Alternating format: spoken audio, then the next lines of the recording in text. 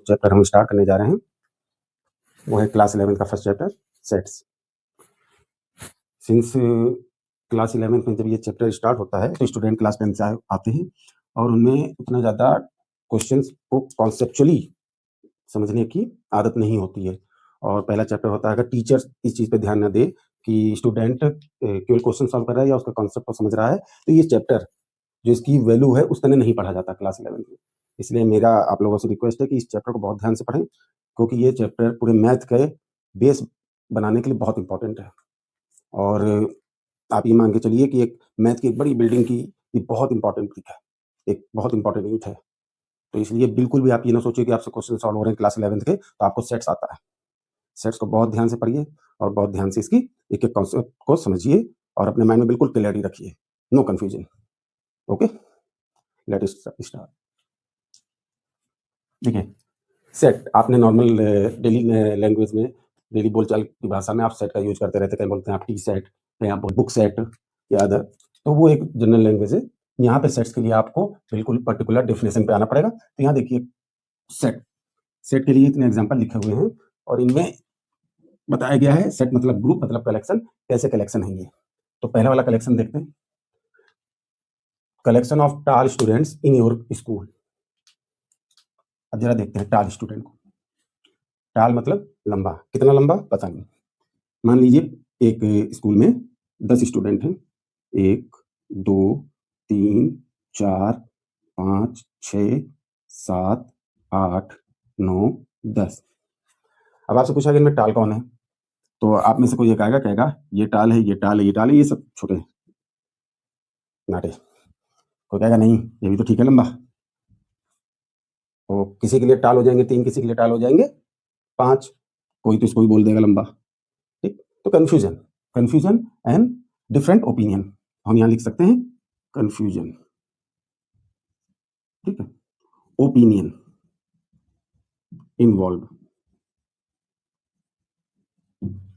Next देखते हैं, collection of interesting books in your library. अब आप अभी तो स्टडी कर ही रहे हैं, तो आपके पास बहुत सारी बुक्स होंगी, अलग अलग सब्जेक्ट्स की होंगी, और स्कूल की स्टडी के अलावा भी आप कोई और बुक्स भी अगर पढ़ते होंगे तो किसी में आपको पढ़ के इंटरेस्ट आता होगा, किसी में नहीं आता होगा इंटरेस्ट। ठीक, तो जो जिसमें आपको इंटरेस्ट नहीं आ रहा है, हो सकता है कि आपका कोई फ्रेंड हो, उसको उसी बुक में ज़्यादा इंटरेस्ट आता हो, दैट मीन्स डिबेट, और same thing different opinion.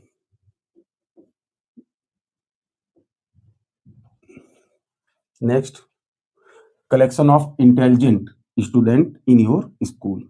Intelligent, intelligent, अब कभी आप ध्यान से देखिए, कोई आपका रिलेटिव या कोई फ्रेंड या कभी आपसे बोलता होगा कि यू आर वेरी इंटेलिजेंट, और कभी वही व्यक्ति आपसे बोल देता होगा you are foolish. That means एक ही व्यक्ति के लिए कभी आप इंटेलिजेंट और फुलिश हो सकते हैं, अलग अलग व्यक्तियों में से किसी के लिए आप इंटेलिजेंट हो सकते हैं, किसी के लिए आप उतने इंटेलिजेंट नहीं होंगे। इसका मतलब है यहाँ भी ओपिनियन इन्वॉल्व है।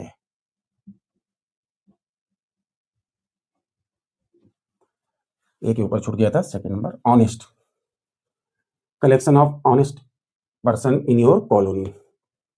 अब यहाँ पे भी ऑनेस्ट आ गया, किसी व्यक्ति को किसी से फायदा हो रहा है, वो कहेगा हाँ भाई ये मेरे लिए तो बहुत ऑनेस्ट व्यक्ति है, और किसी व्यक्ति को किसी के किसी काम से नुकसान हो रहा है तो कहेगा बेईमान है भाई ये डिसऑनेस्ट। तो यहाँ पे भी ओपिनियन आ रहा है। तो इतना सब देखने के बाद हमें क्या पता चला कि इन सभी सेंटेंस में कहीं ना कहीं कंफ्यूजन है, कहीं ना कहीं ओपिनियन इन्वॉल्व है, कहीं ना कहीं डिबेट है। तो 3 पॉइंट निकल के आते हैं हमारे लिए, confusion, opinion involve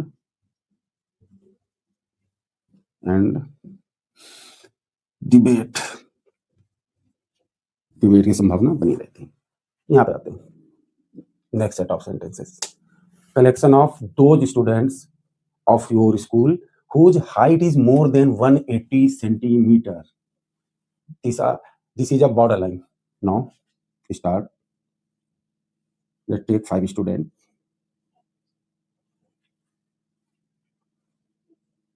This one is 180 centimeter. उन्होंने बोला है कि 180 सेंटीमीटर से ज़्यादा वाले स्टूडेंट आपको बताने हैं। आप क्लियरली देख सकते हैं 1, 2 और ये 3, 180 सेंटीमीटर ज़्यादा है। मतलब यहाँ पे एक बॉर्डर लाइन है जो बिल्कुल कोई कन्फ्यूजन नहीं है, डिसाइड करती है कि कौन से स्टूडेंट इस सिलेक्शन में आएँगे या इस ग्रुप में आएँगे, इस कलेक्शन में आएँगे। नेक्स्ट है collection of those people in your colony who have never been found involved in any theft case। Theft case, चोरी का केस, या मान लीजिए किसी भी ऐसी घटना में जिसका रिकॉर्ड हो उसमें। तो आपको मालूम है कि थेफ्ट केस अगर केस होगा तो उसका पर्टिकुलर रिकॉर्ड होगा। आप हर एक व्यक्ति को इन्वॉल्व कर सकते हैं कि आप खड़े होइए, उनके रिकॉर्ड देखेंगे, आपका थेफ्ट केस है आपके ऊपर, आप किनारे कर देंगे, आपके ऊपर कोई केस नहीं है, आप उनको किनारे कर देंगे, मतलब प्योर कलेक्शन यहाँ पे भी मिल जाएगा हमें।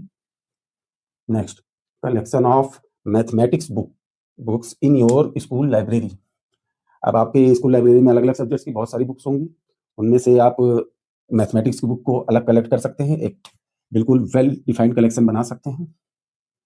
Next is collection of those students in your school who have secured more than 80% marks in annual examination. Clear है? 80% से ज़्यादा जो भी स्टूडेंट्स होंगे, तो आप देखेंगे जिनके 80% या 80% से नीचे हैं, आप उनको अलग कर देंगे, बाकी वालों का एक कलेक्शन बना लेंगे और ये बिल्कुल बॉर्डर लाइन है, तो यहाँ पे डिसाइड होगा। दैट मीन्स इन सभी सेंटेंस में नो कंफ्यूजन, यहाँ लिख देता हूँ, no confusion, no debate, no opinion involve.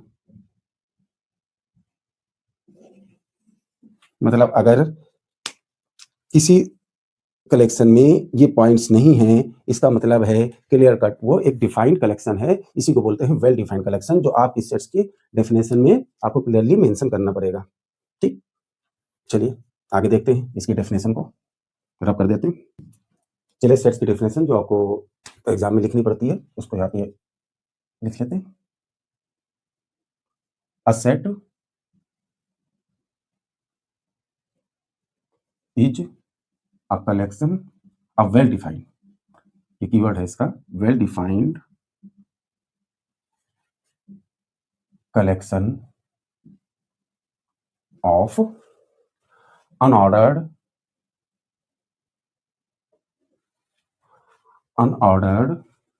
Distinct element और ऑब्जेक्ट। यहाँ पे देखिए इस डेफिनेशन में 3 कीवर्ड, एक को भी हम क्लियर करके आए वेल डिफाइंड को, 2 कीवर्ड और हैं अनऑर्डर्ड एंड डिस्टिंक्ट, इनको भी देख लेते हैं। वेल डिफाइंड तो क्लियर हो चुका है आपको कि जिसमें ना कंफ्यूजन हो ना कोई ओपिनियन हो, सब एक मत पे राजी हो, तो वहां पे वेल डिफाइंड कलेक्शन हो जाएगा कि हाँ ये इस कलेक्शन में आएगा, ये इस कलेक्शन में नहीं आएगा। क्लियर? अनऑर्डर की बात करते हैं और डिस्टिंक्ट की बात करते हैं।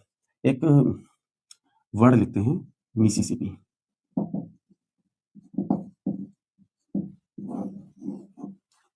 ये मिसिसिपी है, इसमें अलग अलग लेटर्स हैं, कुछ लेटर्स रिपीट हो रहे हैं, इनका हम ग्रुप बनाते हैं।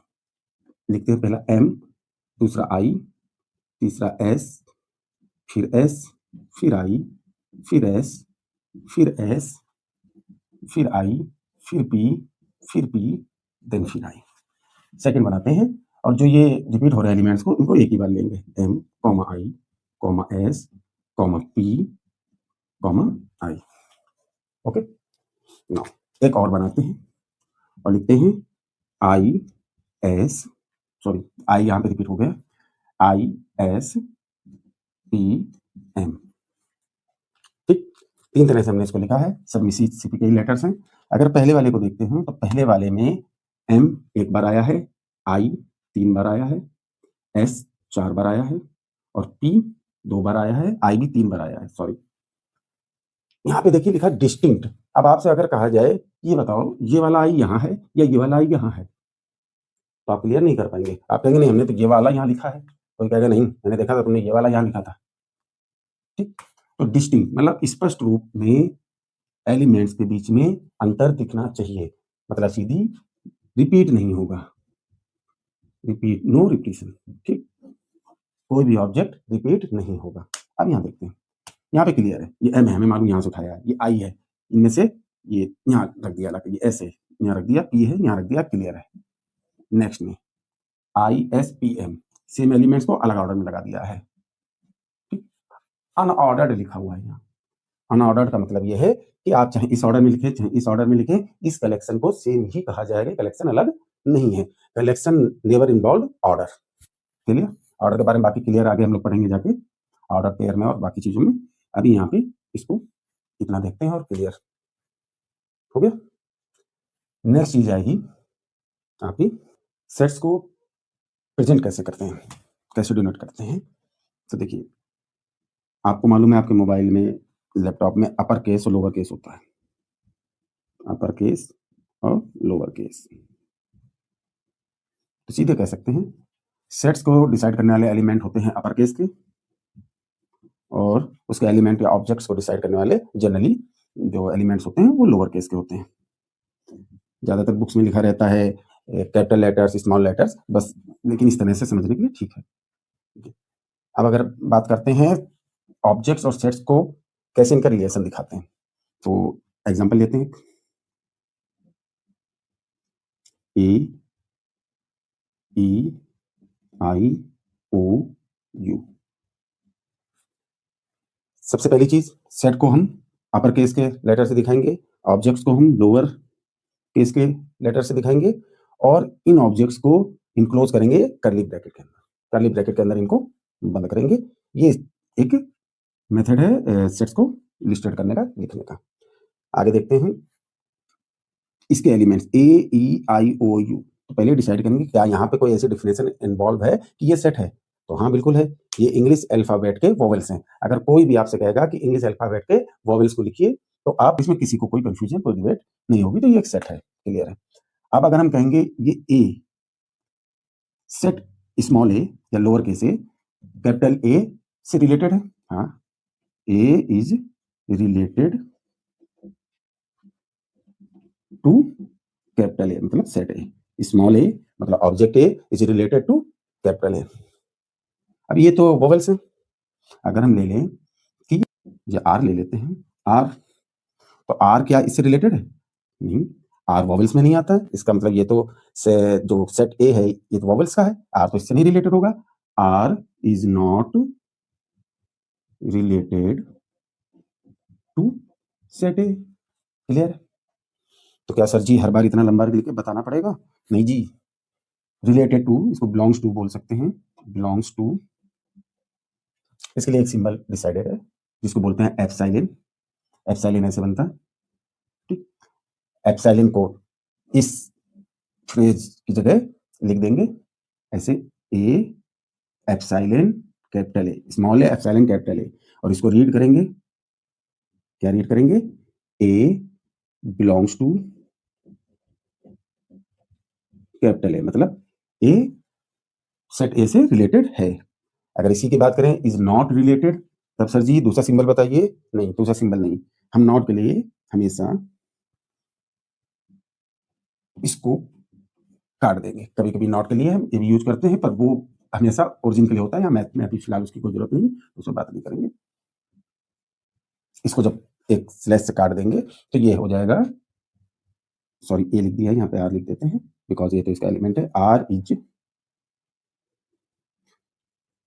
नॉट आ एलिमेंट और ऑब्जेक्ट ऑफ ए, क्लियर? तो ऐसे हम रिप्रेजेंट करते हैं सेट और उनके एलिमेंट के रिलेशन को, क्लियर है? आगे देखेंगे कैसे हम सेट्स को डिस्क्राइब करते हैं, कैसे हम सेट्स को डिस्क्राइब करते हैं। दो मेथड होते हैं डिस्क्राइब करने के, पहले इसको रब कर लेते हैं। Next is how to describe a set. अभी मैंने आपको बताया दो तरह है, एक होता है roster form, roster method,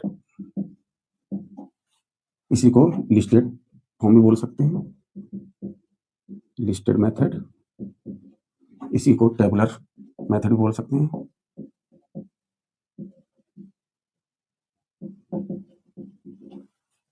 and second is set builder method, इसको हम रूल मेथड भी बोल सकते हैं। देखते हैं, अभी हमने एक सेट लिखा था A is equal to AEIONU।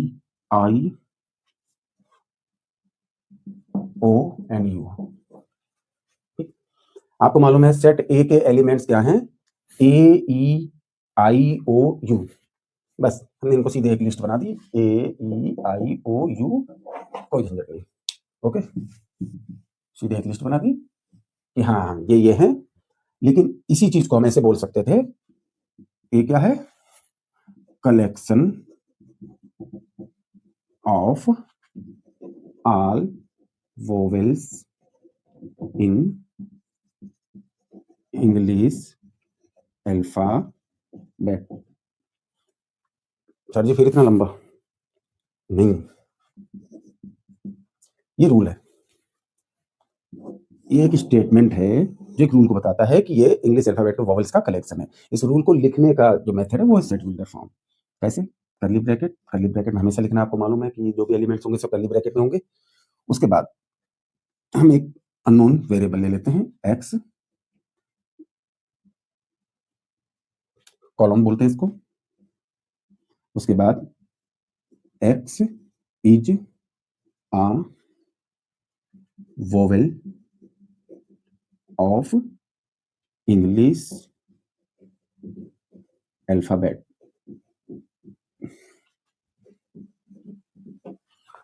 English alphabet, और इसको क्लोज कर देते हैं। अब देखिए दोनों सेट सेम है, दोनों में कोई डिफरेंट नहीं। अगर आपसे कहेगा कोई कि x ऐसा है, मतलब इसका एलिमेंट जो है इस सेट के वो वोवेल्स हैं इंग्लिश अल्फाबेट के, तो आपको मालूम है वो क्या है? AEIOU। यहाँ पे उनको सीधे लिस्टेड कर दिया गया है। यहाँ पे एक रूल से उसको डिसाइड किया गया है कि इसके एलिमेंट्स कौन है। इसको पढ़ने का तरीका क्या है? कर्ली ब्रैकेट से शुरुआत करते ही जो इतना पोर्शन है इसको बोलते हैं for all x. For all x का मतलब है इसमें जो भी एलिमेंट है इसके अंदर, कर्ली ब्रैकेट से एक्स कॉलम के ये जो दो बिंदु बनी हुई हैं, वो पॉइंट बने हैं कॉलम, इसके इधर के इसको पढ़ते हैं फॉर ऑल एक्स, और इसको पढ़ते हैं सच दैट। क्या पढ़ते हैं? Such that x is a vowel of English alphabet. X is a vowel of English alphabet. इसको पढ़ने का तरीका अच्छे समझ लीजिए। जैसे अगर दूसरा लिखते हैं यहाँ पे, इसी डेफिनेशन का दूसरा सेट लेते हैं, सेट बी। एक्स, ये दो पॉइंट लगा दिए जिनको कॉलम बोलते हैं, और उसके बाद x is a natural number, N O number समझना, number, and x is less than 9। ये पूरी तरह डिसाइड कर दिया गया है कि एक्स नेचुरल नंबर है। नेचुरल नंबर का सेट्स क्या होता है? नंबर सिस्टम याद है ना? नेचुरल नंबर का set 1 2 3 4 till two infinite. Zero natural number में नहीं आता है। क्यों नहीं आता है अभी नहीं बताना, बाद में बताएंगे। अभी यहाँ पे आते हैं वापस। X such that x is a natural number and x less than 9 for all x. तो कौन कौन से ऑल एक्स के लिए है ये कंडीशन? और लेस देन 9 होंगे। आ जाएगा 1 2 3 4 5 6 7 एंड 8। क्लियर है हमारे पास? ये हो गई लिस्टेड फॉर्म, और ये हो गई सेट बिल्डर फॉर्म। मतलब सेल्फ बिल्डर फॉर्म से हम रोस्टर फॉर्म में बदल सकते हैं, और रोस्टर फॉर्म से सेल्फ बिल्डर फॉर्म में बदल सकते हैं। क्लियर?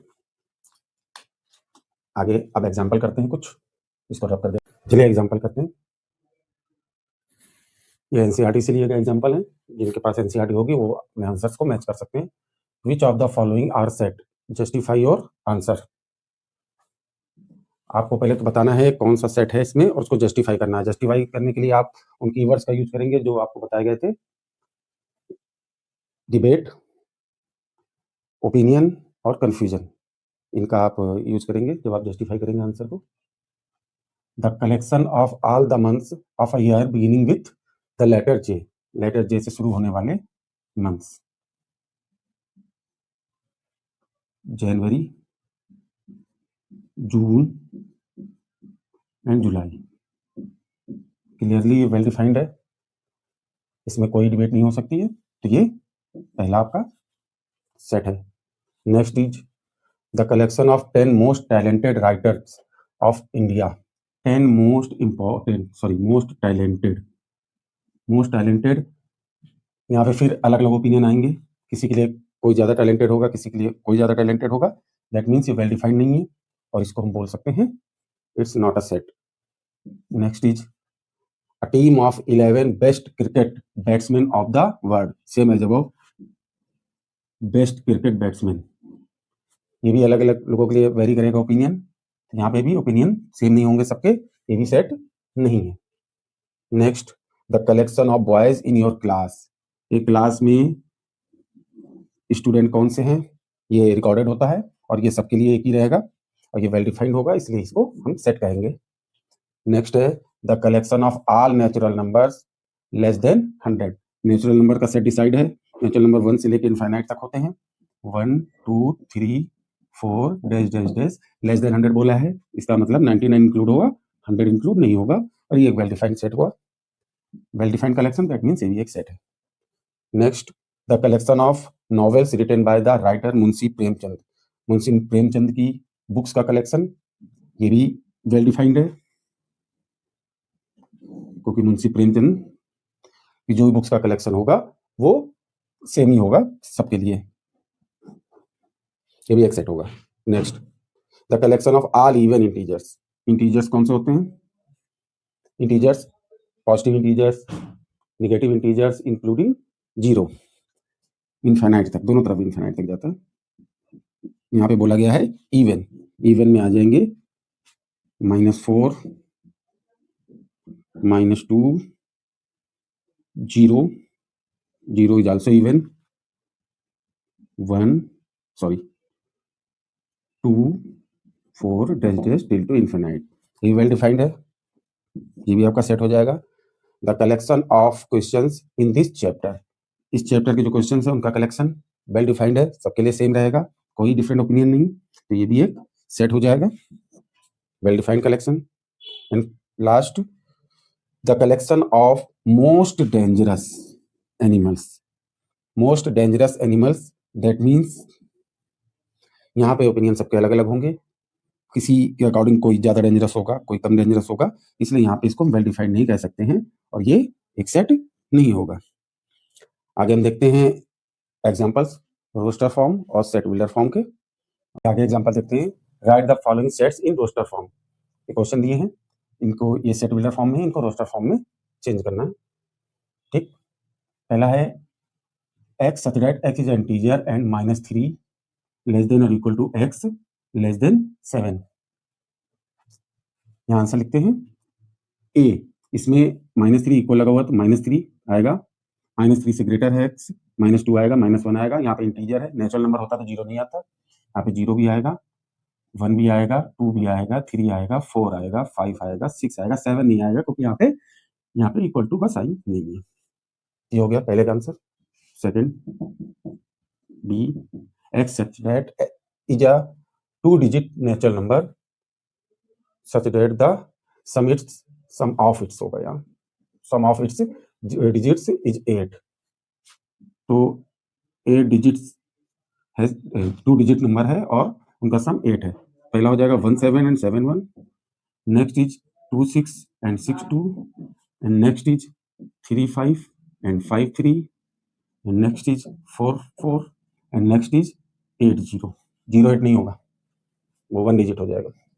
इनको लिख लेते हैं, चाहे तो सीधे लिख सकते हैं और चाहे तो असेंडिंग डिसेंडिंग ऑर्डर में लिख सकते हैं। तो अगर हम असेंडिंग ऑर्डर में लिखेंगे, पहले आएगा 17, then 26, then 35, then 44, then 53, then 62, then 71, then 80। एक बार चेक कर लेते हैं, 1 2 3 4 5 6 7 8, 1 2 3 4 5 6 7 8। ओके, ये आंसर हो गया इसका।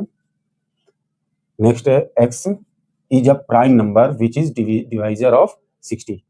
60 के प्राइम फैक्टर क्या होते हैं? 2 × 2 × 3 × 5। 2 यहाँ 2 बार आ रहा है, इसको रिपीट नहीं करेंगे, बाकी सभी डिजिट्स को लिख देंगे। 2, 3, 5। ये सभी प्राइम नंबर्स हैं और ये सभी 60 के डिवाइजर हैं। नेक्स्ट क्वेश्चन है, right the following sets in the set builder form. ये रोस्टर फॉर्म में दिए हैं, इनको सेट बिल्डर फॉर्म में लिखना है। इनकी प्रॉपर्टीज पे ध्यान देंगे। पहला है 3, 6, 9, 12। ये सभी 3 के मल्टीपल हैं। 3 के मल्टीपल हैं, मतलब इन सभी को लिखा जा सकता है 3 into 1, 3 into 2, 3 into 3 and 3 into 4। अगर यहाँ ध्यान से देखेंगे, ये सभी नेचुरल नंबर 1, 2, 3, 4 से मल्टीप्लाई हो रहा है 3 का। इसको अगर हम सेट बिल्डर फॉर्म में लिखेंगे, लिख सकते हैं x such that x is equal to 3n, where n is a natural number, n is a natural number, और n कहाँ तक है? 1 से लेके 4 तक।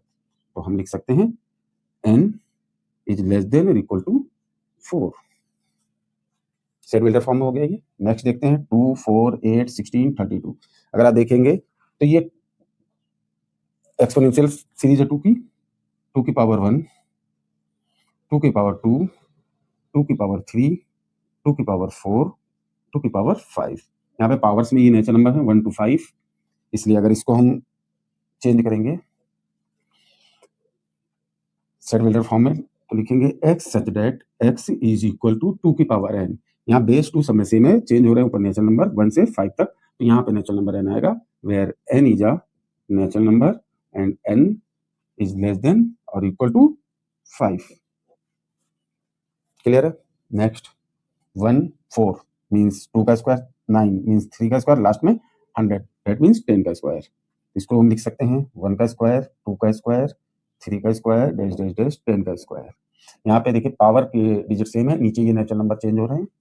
इसको लिखा जा सकता है x such that x is equal to n की power 2 n square, where n belongs to n and n is less than और इक्वल टू 10।